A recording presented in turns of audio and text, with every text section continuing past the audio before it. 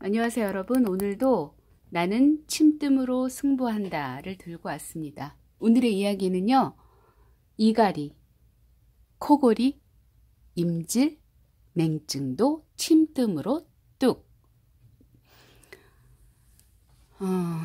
밤에 잘 때 이빨 가는 거 침으로 고칠 수 없나요?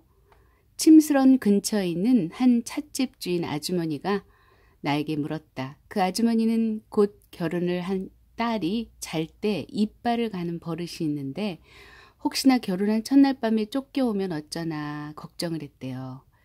고치고 싶으면 고쳐주세요라고 해야지 고칠 수 없나요는 뭔가요? 그래서 나는 조금 어깃장을 놓았다. 뭐 제가 생각해도 반신반의할 것 같은데요. 그죠? 여러분 생각도 비슷하실 것 같고. 옛날에 이빨 가는 거 뺨따기를 딱 소리나게 때리면 딱 그친다는 말이 있는데 못 들어보셨어요? 사실 이 옛말에는 일리가 있다. 잠을 잘 때 이빨을 가는 것은 윗턱뼈와 아래턱뼈가 연결된 부위가 경련을 일으키기 때문이다. 따라서 그 부위에 강한 자극을 주어 경련을 그치게 한다는 이치이다. 침치료는 그 이치 그대로이되 뺨따기 대신에 침으로 근육과 신경을 조절하여 근본적으로 치료를 하는 방법이다. 이빨을 가는 증상을 치료하는 지점은 경련이 일어나는 진원지로서 귀 앞에 있으면서 입을 다물면 우묵해지고 입을 벌리면 뼈가 두드러지는 하관혈이다. 하관에 침을 놓으면 이빨 가는 증상이 거짓말처럼 딱 그친다. 뭐 이빨 가는 것도 이빨 가는 거고요. 저는 사실 개인적으로 치아가 되게 건강합니다. 선천적으로. 그럴 수밖에 없는 것이 제가 어렸을 때부터 단 것을 굉장히 먹는 걸 힘들어 했거든요. 비위가 약해서. 그러다 보니까 남들이 어렸을 때 먹는 그 양의 과자에 비해서 저는 굉장히 작고요. 먹더라도 이렇게 구수한 계통, 뭐 빵도 마찬가지고 지금도 케이크를 저는 그닥 좋아하지 않습니다. 그냥 한 조각 먹는 것만으로도 충분히 배부른데요. 그럴 경우에도 잇몸이 붓거나 할 때도 학원에 침을 한번 넣어보세요. 그러면 거짓말처럼 가라앉습니다. 한 40분 정도 지나도 그냥 깨끗해지더라고요. 아픔이 이렇게 왜 이렇게 염증이 나면은 막 아프잖아요. 그 통증도 없어지고 정말 신기합니다. 여러분도 한번 해보세요. 며칠 뒤 그 아주머니와 딸이 함께 치료를 받으러 왔다. 마지못해 끌려왔는지 아가씨는 내키지 않은 표정을 하고 있었다. 그래서 내가 한마디 했다. 만약 나한테 치료받으러 오지 않았으면 아마 시집가기 전날까지 밤마다 어머니한테 뺨을 맞아야 했을지도 몰라요. 아가씨는 이게 무슨 소린가 싶어 눈이 휘둥그레졌고 아주머니는 빙긋 소리 없이 웃었다. 하관혈은 코골이에도 특효혈이다. 코를 골고 있는 사람을 잘 살펴보자. 코를 골고 있는 사람치고 입을 벌리지 않는 이가 없다. 입으로 숨을 쉬는 것과 코골이의 관계는 눕는 자세로도 알 수 있다. 코골이는 바로 누웠을 때 심하다. 심하게 코를 고는 사람도 옆으로 누이면 코를 골지 않거나 덜 곤다. 이는 입이 벌어지면 코가 막히기 때문이다. 그리고 코가 막히면 입으로 숨을 쉴 수밖에 없다. 그래서 턱이 벌어지면 입이 벌어지고 입이 벌어지면 코가 막혀 입으로 숨을 쉬게 된다. 다시 말해서 코로 숨을 쉬면서 코골이가 유발되는 것이다. 따라서 코골이가 심한 사람에게는 턱관절이 힘을 갖게 해주어야 한다. 나이가 들면 턱관절이 힘이 약해져서 잠을 자거나 넋을 놓고 있을 때 턱이 벌어진다. 그리고 아주 피곤한 날에는 젊은 사람도 턱관절이 힘을 잃어 입이 벌어지고 코를 골며 자게 된다.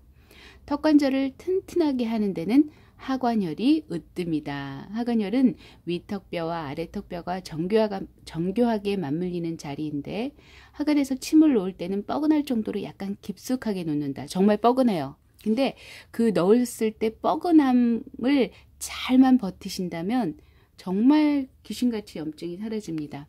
그래야 관절 안쪽까지 충분한 자극이 가기 때문이다.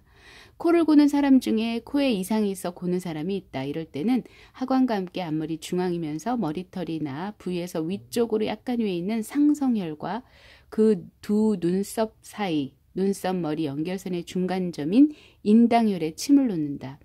상성과 인당은 코막힘을 포함한 코병 전체와 앞머리 두통에 좋은 자리이다.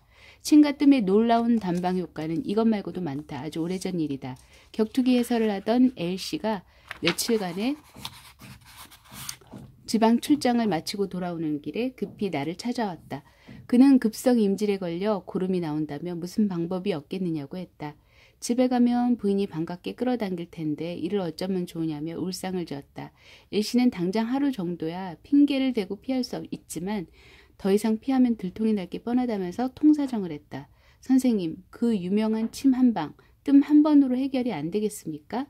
아무리 신통한 술자라도 하늘이 내린 벌은 어쩔 수 없어요. 없는데 어쩌죠? 내가 나무라는 투로 슬쩍 말끝을 돌리자 그는 표정이 일그러졌다. 사실 이렇게 급성 임질로 고름이 나는 것은 뜸 한 번으로 고름을 멈추게 할 수 있다 하지만 부인을 두고서 딴짓을 한 L씨의 부탁을 순순히 들어줄 수는 없었다. 내가 방법이 있으나 가르쳐주지 않는 듯한 기미를 보이자 그는 곤혹스러운 표정을 지으면서 다시는 이런 일이 없을 것이라며 이번만 봐달라고 싹싹 빌었다. 나한테 그러지 말고 부인한테 직접 빌면 용서해주지 않을까요? 내 말에 L씨는 고개를 절레절레 흔들었다. 선생님한테는 한 번만 빌면 그만이지만 마누라한테는 한 번 빌미를 주었다면 늙어 죽을 때까지 두고두고 빌어야 합니다. 그러니 제발 제발. 나는 당황해서 쩔쩔매는 그에게 다시 한번 다짐을 받고 뜸치료를 해주었다.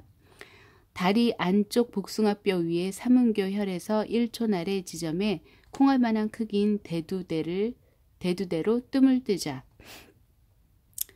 질질 흐르던 고름이 거짓말처럼 멈췄다. L씨는 진짜네 진짜네를 연발하며 몇 번이나 고맙다는 인사를 남기고 집으로 향했다. 침과 뜸은 고름이나 진물을 멈추게 하는데 놀라운 효과를 보인다. 여자들이 흔히 앓는 냉증도 침이나 뜸으로 간단하게 치료할 수 있다. 따지고 보면 냉도 헌데서 나오는 진물이다. 그런데도 쉽게 낫지 않는다. 병원에 다니면 괜찮다가 조금 지나면 다시 재발하는 것이 보통이다. 냉이 흐를 때 다리 안쪽 복숭아뼈 조금 위 삼음교 혈에 침을 놓자 병원에 다녀도 잘 낫지 않던 냉이 딱 그친다. 고름이 나올 때는 삼음교 아래 1촌 부위에 뜸을 뜨면 된다.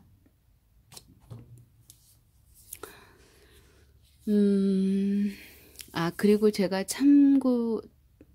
제 생각은요, 어떤 분들은 고수, 하수라는 말씀들을 참 많이 하시는데요. 글쎄요, 어떤 생명이 질환에 노출이 돼서 고통스러워 할 때 그 환자에게 고수가 의미가 있을까요? 고수라는 말이 의미가 있을까요? 하수라는 말이 의미가 있을까요? 그거는 여러분들께 저는 묻고 싶은데요. 여러분 생각은 어떠세요? 고수와 하수, 그게 정말 어떤 의미인가요? 그게 누구를 위한 말인가요? 전 가끔 궁금해질 때가 있어요. 여러분이 아신다면 알려주시겠어요? 오늘도 좋은 하루 되시고요. 고수라고 하는 거, 병을 낫게만 해준다면 고수와 하수의 의미가 어떤 의미인지 저는 잘 모르겠습니다. 어쨌든 오늘도 행복한 하루 되시고요. 침뜸, 이거를 세계 곳곳에, 사실은 세계 곳곳 이미 다 알고 있어요. 여러분 아시는지 모르겠지만 스페인이나 독일, 영국, 프랑스, 미국, 이런 일본은 말할 것도 없고요.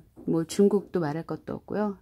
침뜸이 굉장히 국민 건강 증진에 유익하다는 걸 알기 때문에 사실은 세계적으로 알고 있는 분들은 많이 알고 계시는데 유독 우리나라만 침뜸이 불법인 나라입니다. WHO라고 하는 세계보건기구에서도 인정하는 침뜸이 그 침뜸이 70~80%가 질병을 고칠 수 있다. 침뜸으로 그렇게 선포를 했는데 그런데 그럼에도 불구하고 유독 한국이라는, 즉 우리나라만 이게 불법인 이유가 뭘까요? 누가 이런 법을 만들었을까요? 왜 만들었을까요? 여러분 한번 생각해 보시면 어떠실까 싶습니다. 오늘 정말 행복한 하루, 즐거운 하루 되시기를 바라면서 이만 줄이도록 하겠습니다. 감사합니다.